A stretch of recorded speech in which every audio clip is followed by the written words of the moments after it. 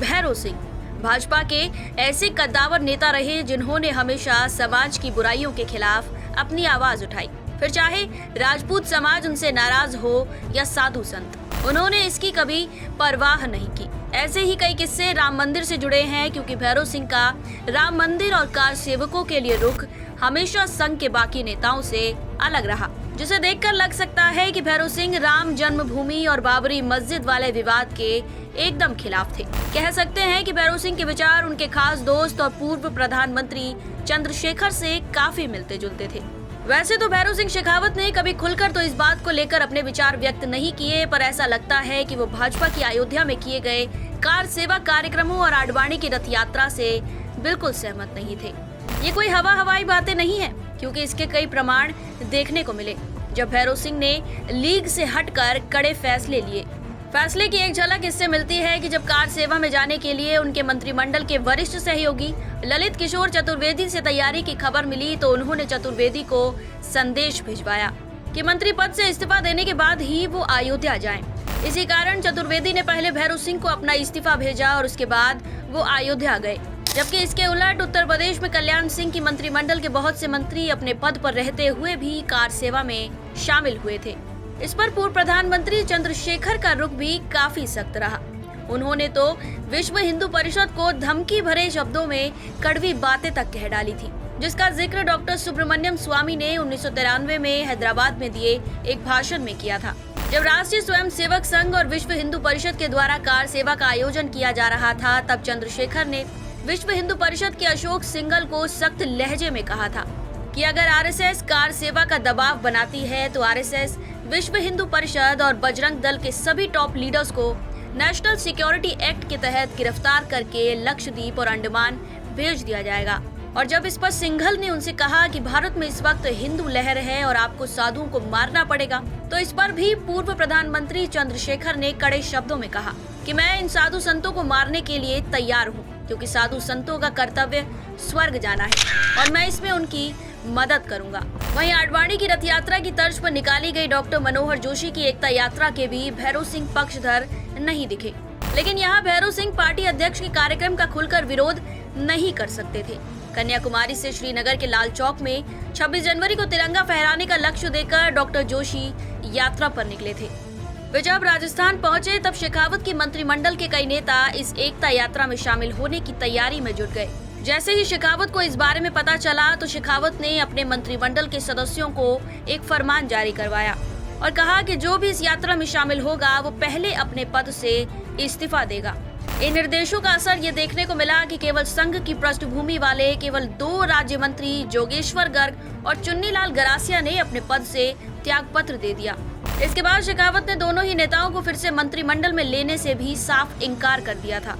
ऐसे में ये सवाल जरूर उठ सकता है कि क्या भैरव सिंह राम मंदिर बनने के खिलाफ थे, तो इस पर उन्होंने कभी साफ टिप्पणी नहीं की, पर अपनी विचारधारा को उन्होंने पार्टी विद डिफरेंस का नाम जरूर दिया। आइए आपको राम मंदिर जन्मभूमि विवाद की पूरी कहानी बताते हैं, जिससे भैरव सिंह के राम मंदिर को लेकर विचार ठीक तरह से समझ आ सके। दरअसल राम मंदिर का विवाद जब चल रहा था तब भैरव सिंह ने हिंदुत्ववादी विचारधारा से दूरी बनाए रखी। उन्होंने हिंदू मुस्लिम की राजनीति से सख्त परहेज किया और आडवाणी की राम रथ यात्रा का भी विरोध किया। उनका मानना था कि संवेदनशील विवाद का समाधान किसी रथ यात्रा से नहीं बल्कि दोनों पक्षों की बातचीत से सुलझाया जाना चाहिए। अपने इस उद्देश्य को पूरा करने के लिए शेखावत के नेतृत्व में मुख्यमंत्रियों की एक कमेटी का गठन भी किया गया, पर परिस्थितियां ऐसी बदली कि भैरव सिंह की ये कोशिश सफल नहीं हो पाई। कहते हैं कि अगर उस समय चंद्रशेखर की सरकार कुछ दिन और सत्ता में रहती तो शायद राम जन्मभूमि विवाद उसी समय हल हो जाता, वो भी बगैर किसी हिंसा के एकदम शांतिपूर्ण तरीके से। यह किस्सा समझने के लिए हमें थोड़ा और गहराई में उतरना पड़ेगा। बता दें कि साल 1990 में देश की राजनीति में बड़ी उथल पुथल मची थी, क्योंकि भाजपा के अध्यक्ष लाल कृष्ण आडवाणी अयोध्या में राम मंदिर बनवाने की अपनी मांग पूरी करवाने के लिए रथ यात्रा पर निकले थे। यह देख देश के सभी मुख्यमंत्री घबराने लगे, क्योंकि उन्हें इस रथ यात्रा में शांति भंग होने का डर सता रहा था। इसी वजह से तत्कालीन वीपी सिंह की सरकार ने इसके समाधान के लिए मुख्यमंत्रियों की दिल्ली में एक बैठक बुलाई। इस बैठक में वीपी सिंह ने अपनी बात रखी कि राम मंदिर का विवाद सुलझाने के लिए उन्हें 6 महीने का समय चाहिए और तब तक के लिए आडवाणी अपनी रथ यात्रा का ख्याल टाल दें। इसके लिए 6 मुख्यमंत्रियों की एक कमेटी बनाई गई, जिसमें राजस्थान के भैरव सिंह शेखावत, पश्चिम बंगाल के ज्योति बसु, ओडिशा के बीजू पटनायक, गुजरात के चिमन भाई पटेल और महाराष्ट्र के शरद पवार के साथ आंध्र प्रदेश के एम चेन्ना रेड्डी शामिल थे। इस कमेटी का नेतृत्व शेखावत कर रहे थे और उन पर यह जिम्मेदारी थी कि वे प्रधानमंत्री की बात को आडवाणी तक पहुंचाएं। वहीं इस पर बिहार के मुख्यमंत्री लालू यादव का सख्त रुख था और उनका मानना था कि आडवाणी को गिरफ्तार कर लिया जाए, पर भाजपा इससे कतई सहमत न हुई और उनकी ही पार्टी से आने वाले शेखावत के विचार भी इससे मेल नहीं खाते थे। शेखावत का कहना था कि विवाद को आपसी सहमति से सुलझाया जाना चाहिए, क्योंकि अदालतों के फैसलों के मामले में इस देश का अनुभव कुछ खास नहीं रहा। वो यहाँ शाहबानो केस की तरफ इशारा करना चाह रहे थे, लेकिन आडवाणी ने एक नहीं सुनी और अपनी रथ यात्रा निकाली। नतीजतन उन्हें बिहार में गिरफ्तार कर लिया गया। इसकी वजह से भाजपा ने वीपी सिंह की सरकार से अपना समर्थन वापस ले लिया और उनकी सरकार गिर गई। अब कहानी पलटी, क्योंकि चंद्रशेखर ने कांग्रेस के समर्थन से केंद्र में सरकार बनाई और प्रधानमंत्री बने। चंद्रशेखर ने प्रधानमंत्री बनते ही सबसे पहला काम राम जन्मभूमि विवाद को सुलझाने का किया।